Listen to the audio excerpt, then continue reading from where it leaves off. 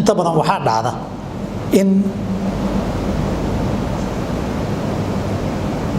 in arda badan ay ku dhacdo nafsiyaad ama isla hadal. maxaa sababa nafsiyaadkaas, maxaase looga hortagaa? طبعا buufisna waa la yiraahdaa, meelaha qaarkood buufis baa laga dhahaa. ariga buufisku saddex macno ay Soomaalidu isticmaashaan. qoliyaha waa qoliyaha dhoofitaanka raba ee sugaya daba wareegaya. qolyahana waa qoliyaha meelaha qaarkood Itoobiya oo kale tan cilaanka laga yiraahdaa.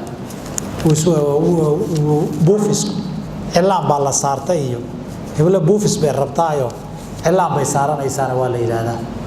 marka wadamada galbeedka tagtay loo cararayana buufis baa hebel haya hadii la yiraahdo oo isla hadlay way keligii baa haasaaway isla hadlay waxba tashba ku furan way. marka meelaha qaarkood hadda Ingiriiska waxaa la isagoo la yiraahdo waa la soo gaabiyo B baa haysa lagu dhihi hebel ka waran hebel B baa ku dhacday baa lagu dhihi B buufiska la soo gaabinayaayo in la sheego laba rabo.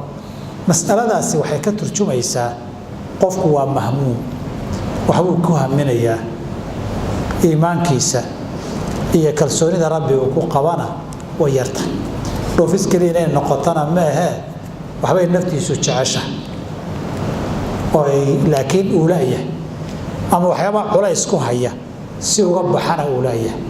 marka labada wuxuu u baahan yahay istishaara inuu sameeyo oo uu dad la tashado. hadday mashaakil haysta yihiin si looga tala bixiyo makhrajka uu u baahan yahay. hadduu wuxuu jecel yahayna dad kala taliya siduu ku gaari lahaa ama uga hari lahaa buu u baahan yahay. fooqa daalikana ilaahay inuu baryana waa u baahan yahay, inuu kelinimada yareeyana waa u baahan yahay, inuu ismashquuliyo dadna inta badan ku dhex jiro oo dad uu la sheekaysto xaaladiisa fahansan oo mashquuliya. markay maskaxdii wax badan lagu mashquuliyo ay muddo mawduuci ka maqnaato wixii waa kugu yaraanaya. laakiin hadda wixii aad uga fikirayso albaabkana aad soo xirato markaa waxaa weeye waa inaad derbiga dardarto adi keliga aad u xal ma haysid, xaaladina way kugu jiq keliga baa cidlo isku xidhay maxaad soo kordhin. haddaad xal keliga heli karto halkan maadan gaarteen.